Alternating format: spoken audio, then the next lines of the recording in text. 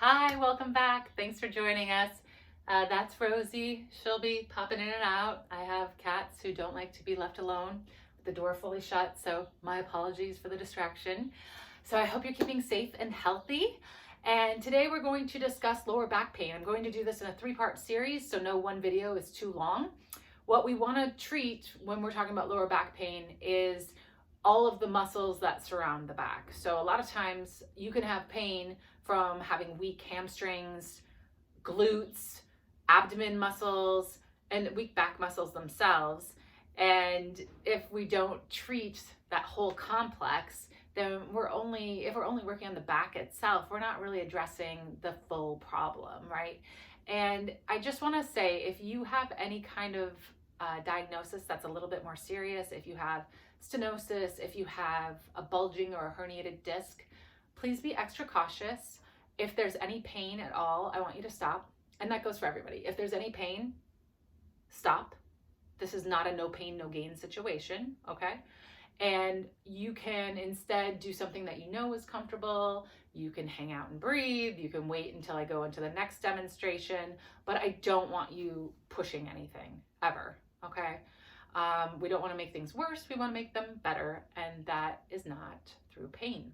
Okay. Some tools you might want to have handy and nearby. I'm going to have my yoga tune-up balls. You can use a tennis ball, or if you're super hardcore and have a lacrosse ball, feel free. I am also going to use this, which is a TheraBand. You can use a hand towel or a yoga strap if you have one of those handy. And this I just wanted to tell you about. This is a Thermalon heat pack. I'm showing you the new one because honestly, the one that I've used is so disgusting because I've used it so much. I love this thing, clearly. What I love is, so we're New Yorkers, and that means we multitask. We can't sit still ever because, oh my God, what would happen?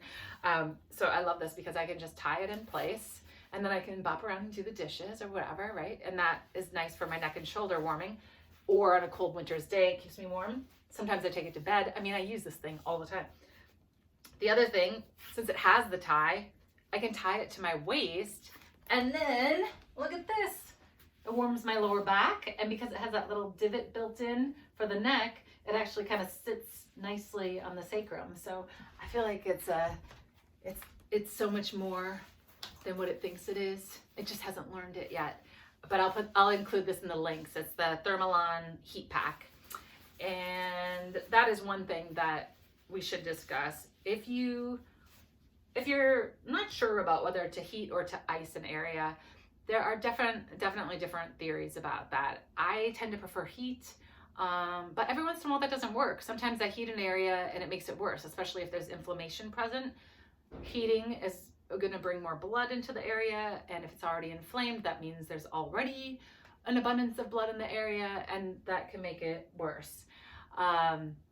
So then ice, right? But the problem I have with ice is it's just a temporary fix. It just numbs it. So you're just stopping the progress of healing with ice, and you're just numbing it out.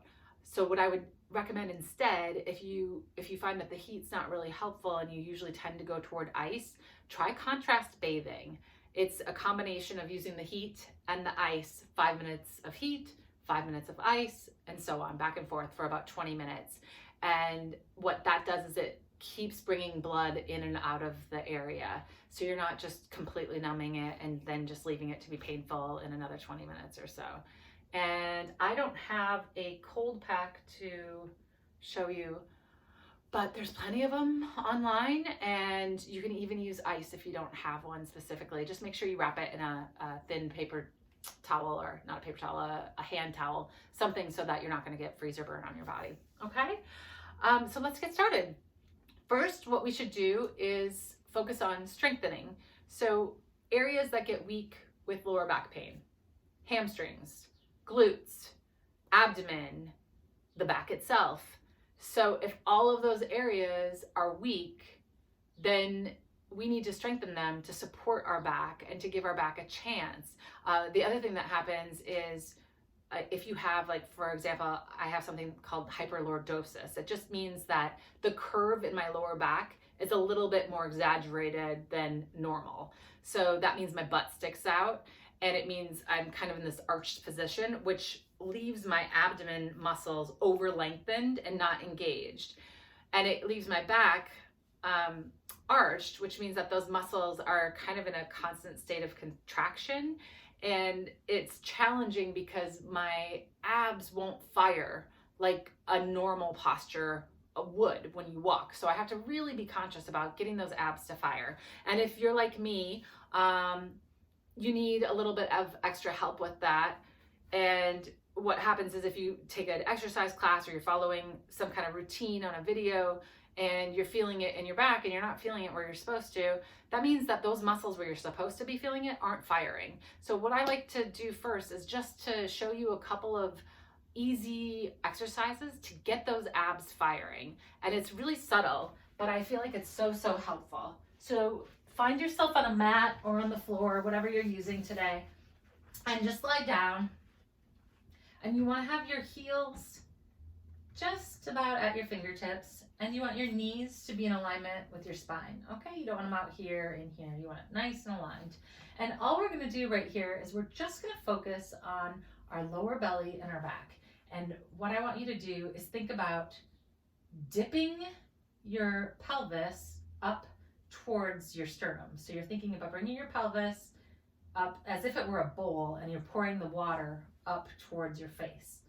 And when you do that, you're going to flatten your spine against the floor. But I don't want you to do it just like that, because what happens without thinking about it is now I just use my glutes to do that. And the whole point is to use my abdomen. So you're going to do it very slow. You're going to breathe in. And as you breathe out, you're going to squeeze your abdomen, pulling it towards the floor. And that's going to pull that bowl, that hip bowl, towards your face. And then release. And here in a neutral spine, you should be able to get your hand under your back, okay? And we're going to do it again. Thanks, Rosie. Breathe in. Exhale. Tip that bowl towards your face, flattening that spine out. And hold. Squeeze those abdomens. Squeeze that abdomen. You feel it? And then release. And just do it a couple more times, breathing in and exhale. And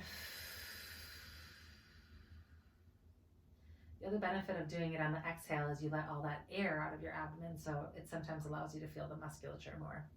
And one more time, inhaling, neutral spine, exhaling, flatten that spine against the floor, engaging that belly. Good. Okay, now we're going to take it into a bridge. A bridge is good for strengthening your hamstrings and your glutes and your abdomen as well. So this is the triple threat. We like this one. So first, we're going to start with that exact same move. You're going to breathe in, exhale, tip that bowl, flatten that spine against the floor, and then you're going to start to roll up, pressing the feet into the floor, lifting your hips up towards the sky. Your neck should be able to move. You should not be putting any weight on your neck. It should all be on your shoulders.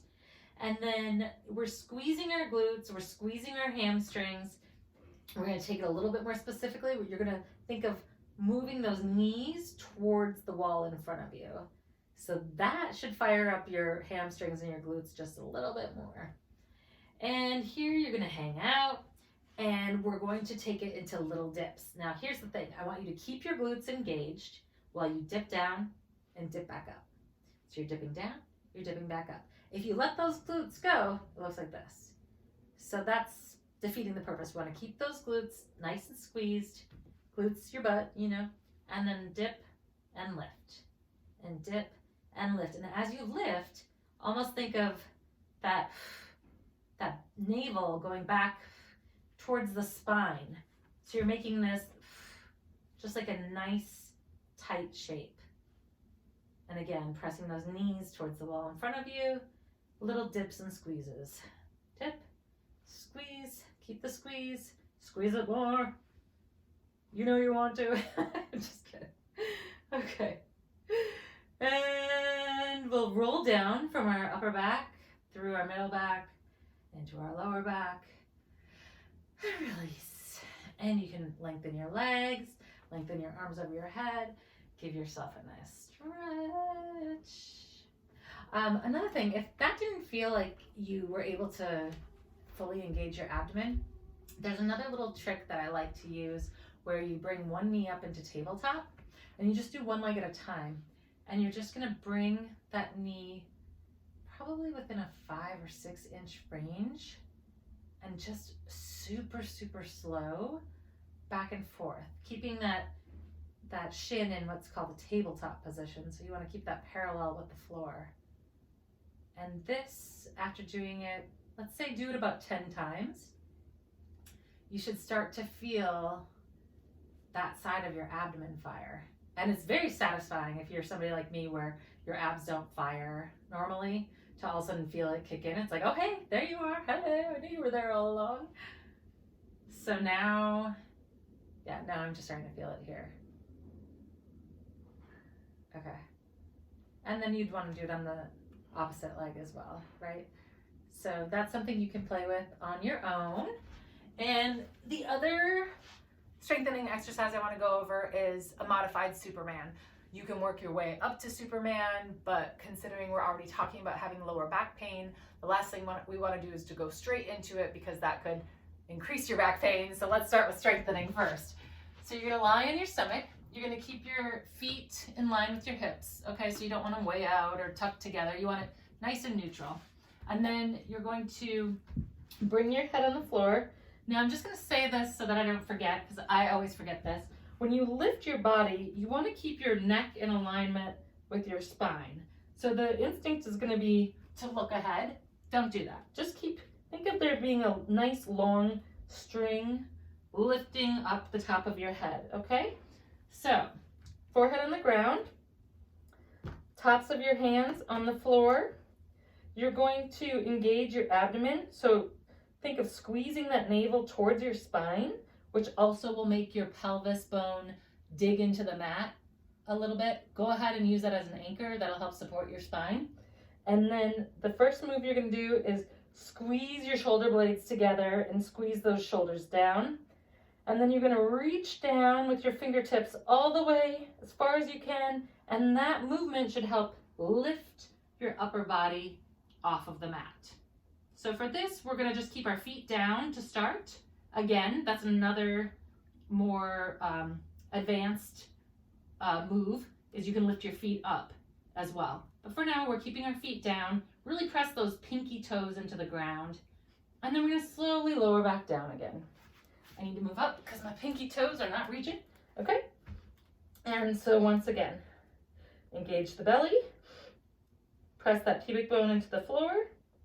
Squeeze your shoulder blades together. Reach your fingertips all the way down. Keep reaching and lift and lift. And keep that head nice and in line with your spine. And try to press the pinky toes into the floor. It sounds silly, but it's so challenging because then you're really pressing your legs into more of a parallel position. So it's a little challenging. And then lower back down. We're going to do that 2 more times. And this time when you come up, really think of that reach being the thing that pulls you up. Ready? So inhale. Exhale, squeeze the shoulder blades, reach and lift. And engage that abdomen. Press that pubic bone into the floor. Keep squeezing, keep lifting. Keep that head nice and aligned with the spine. Maybe you lift up a little bit higher. Only as far as you can without any pain. Pressing those pinky toes into the floor if you can. That's so hard. Oh, there's always the thing that's so hard. And then come on back down. Great, guys. How'd you do? Rosie did great. She just wanted you to know. And then let's press back into a child's pose. So you're gonna lean your butt back towards your feet. Palms are in front of you. Elbows lifted and just breathe. You did good work there.